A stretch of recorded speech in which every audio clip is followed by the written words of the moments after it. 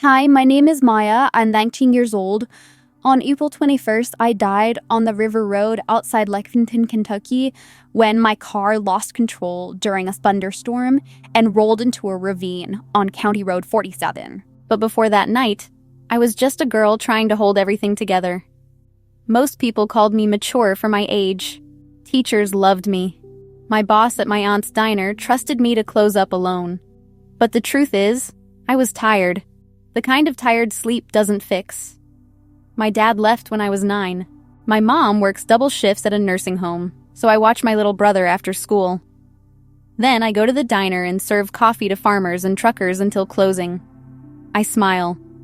I listen. I say, "Yes, ma'am," and "Coming right up." But inside, I feel like I'm always waiting for someone who never comes. At school, everyone picks sides about everything. Last fall, my best friend's older brother died from fentanyl. The whole town split over what to do. Some people wanted stricter laws. Others wanted more help for addicts. Nobody just wanted to cry together. Even at church, people argue about music and politics. I sit in the back pew and wonder if God still pays attention to places like ours. I have this dream that won't leave me alone. An eagle circles over fields that look like a quilt. The threads snap. Squares pull apart. Then warm hands stitch them back together. A voice says, "Hold the light." I wake up tasting salt, like I've been crying in my sleep. My mom almost collapsed last month from exhaustion. My brother started getting in trouble at school. I spoke up in English class about listening before judging, and friends ghosted me online. The rumors hurt. I wanted to disappear into my phone and just be quiet and safe. Late at night, I pray these short, desperate prayers. God, are you still here? Do you see us? Do you see me?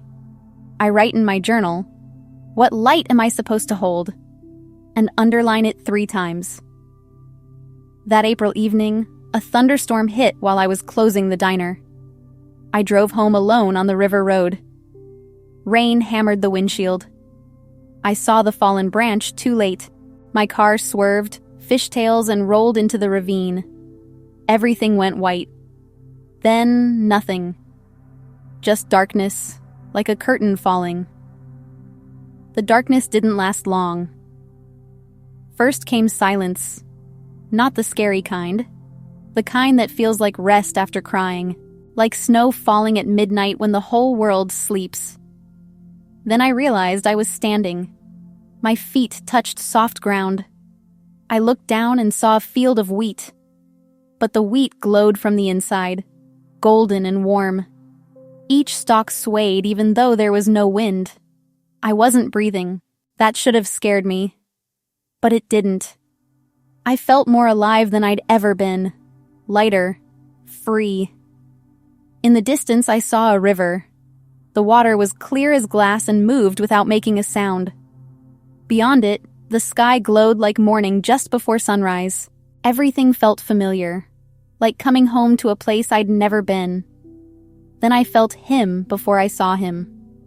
A presence. Warm like summer sun on your face. Gentle like someone's hand on your shoulder when you're about to break. Light moved toward me, but it wasn't harsh. It was soft and strong at the same time. He said my name. Maya. I knew him immediately. Jesus. Not because of what he looked like, but because of what I felt. Every longing I'd carried at the diner. Every ache I couldn't name. Every late-night prayer I thought went nowhere. It all made sense in his voice. I started crying. Not sad crying. The kind of crying that happens when something inside you finally unlocks. All those years of holding everything together, of being strong, of wondering if anyone really saw me. It all came pouring out. He stepped closer. I didn't measure his face or count his features. I just recognized mercy. Love that didn't need me to explain or defend or prove anything. "I see you," he said. And I knew he meant all of it. The exhaustion, the doubt, the dreams I couldn't understand, the brother I worried about, the mom who worked too hard. the town that couldn't stop fighting. He saw every bit of it. For the first time in my entire life, I felt completely safe. Like I could stop running, stop performing, stop trying so hard. I could just be. I wanted to stay there forever. He smiled, and the light around him grew warmer. I have something to show you, Maya. Something you need to carry back. Jesus didn't rush me. He let me cry until the tears stopped coming. Then he reached out, and I felt his hand on my shoulder. Real, solid, more real than anything I'd ever touched on earth. Walk with me, he said. We moved through that field of glowing wheat. With each step, I felt lighter.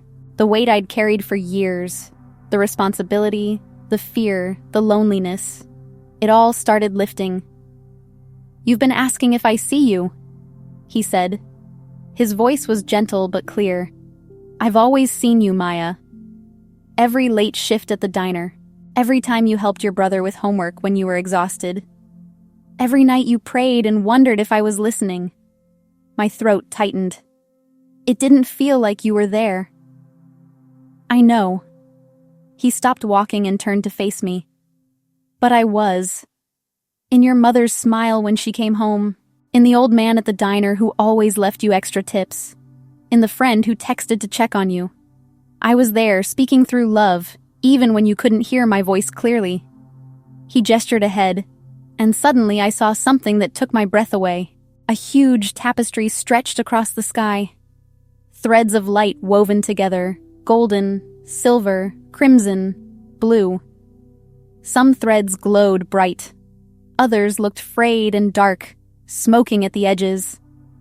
This is America, Jesus said quietly. As I see it, I stared at the tapestry. I could see cities and small towns, churches and schools, families gathered around tables, neighbors standing on porches. But I could also see the tears, places where the threads had pulled apart, where darkness crept in between the gaps. Why is it breaking? I whispered, Jesus' expression filled with sadness. Because my children have forgotten how to see each other as I see them. They've let fear become louder than love. They've let anger become stronger than mercy. He touched the tapestry, and I saw closer. I saw people shouting at each other online, families divided over politics, churches splitting over things that had nothing to do with me, neighbors who stopped talking because they voted differently, kids at schools choosing sides like it was a war. There's a darkness that feeds on division, Jesus said. An enemy who whispers lies. He tells people that those who disagree are enemies, not neighbors. He makes them believe that being right matters more than being kind. He convinces them that winning an argument is more important than winning a soul. I thought about my town, the way people stopped seeing each other after my friend's brother died, the way everyone picked sides instead of grieving together. I've seen it, I said, at school, at church, even at the diner. I know you have. Jesus' voice was so tender it made me want to cry again. And it's hurt you. You've felt caught in the middle. You've wondered which America is real, the angry one or the kind one. Yes, I breathed. Exactly that. He smiled sadly. Both are real, Maya. Because people are real. They're hurting and hopeful at the same time. Angry and afraid. Lost and searching. He paused. But here's what the enemy doesn't want them to know. I never stopped loving them. Not one. Not ever. He touched the tapestry again, and the frayed threads began to glow. I saw something beautiful happening. Hands, young and old, different colors, rough and soft, reaching across the gaps, stitching the threads back together. This is what I'm calling my people to do, Jesus said. Not to win arguments, not to prove they're right, but to love, to listen, to see each other the way I see them, as beloved children who've lost their way. I watched as the hands worked. In one place, I saw a grandmother inviting her neighbor over for coffee even though they'd argued about politics. The thread between them started glowing. In another place, I saw a young man volunteering at a recovery center, sitting with someone fighting addiction. Light spread.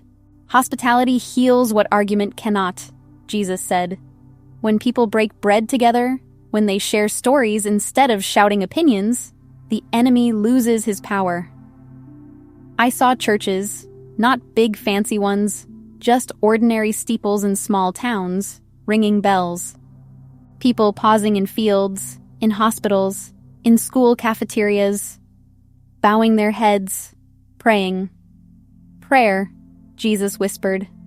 Not prayer for victory over each other. Prayer for healing of the heart. Prayer that softens instead of hardens. That's what will turn the tide. He showed me something else, glittering towers made of sand, rising high and beautiful. Then waves came and washed them away. People scrambled to rebuild them, but the sand kept collapsing. They're building security without me, Jesus explained. Money, power, control, being right. They think these things will keep them safe, but they're building on sand. Only love lasts. Only mercy endures. I felt something breaking open inside my chest. All those nights I'd felt helpless, watching my town fall apart. All those times I'd wanted to speak up but stayed quiet because I was afraid. I'd thought I was too small to make a difference. You're not too small, Jesus said, reading my thoughts. You never were. One light in the darkness is enough to help others find their way. He turned to me fully. Maya, I'm sending you back. No. The word came out before I could stop it. Please. I don't want to leave you. It hurts too much down there. I'm tired. I don't know how to fix any of this. Jesus took both my hands.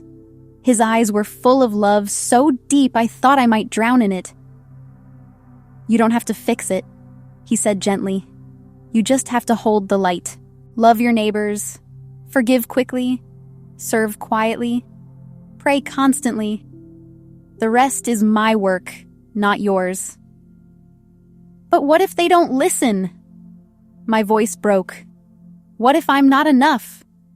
I don't need you to be enough, Jesus said. I just need you to be willing. There are so many people down there who are hurting just like you were. They feel unseen, unloved, caught in the middle. They need someone to remind them that I haven't forgotten them, that mercy is still possible, that love can still win. He touched my face and warmth flooded through me. Tell them I love them, he said. Tell them it's not too late. Tell them to turn off the noise and turn toward each other, to honor the old and lift up the young, to forgive 70 times 7, to be the light on the porch that welcomes the stranger home. Tears streamed down my face. I'm scared. I know. He smiled. But I'll be with you. Always. In every act of kindness you show. In every bridge you help rebuild. In every prayer you whisper. I'll be there. He pulled me close, and I felt his heartbeat. Steady. Strong. Eternal. Hold the light, Maya, he whispered. Hold the light. Then he touched my shoulder, and everything turned bright as the sun. I gasped awake upside down in my car. Metal screeched. Hands pulled at the door. Voices shouted. The fluorescent lights of the ambulance felt harsh and cold after the warmth I'd just left. Her heart stopped, a paramedic said. How long? We don't know. But I knew. I'd been with Jesus. And now I was back. The grief hit me hard. I'd left perfect love behind. But as they loaded me into the ambulance, I remembered his words. Hold the light. I had work to do. Recovery was slow. Bruises. Concussion. But something deeper had healed. The ache I'd carried for years, that nameless longing, was gone. I knew I was loved. Completely. Forever. The first thing I did was talk to my mom. Really talk. Not just, "How was your day?" while scrolling my phone.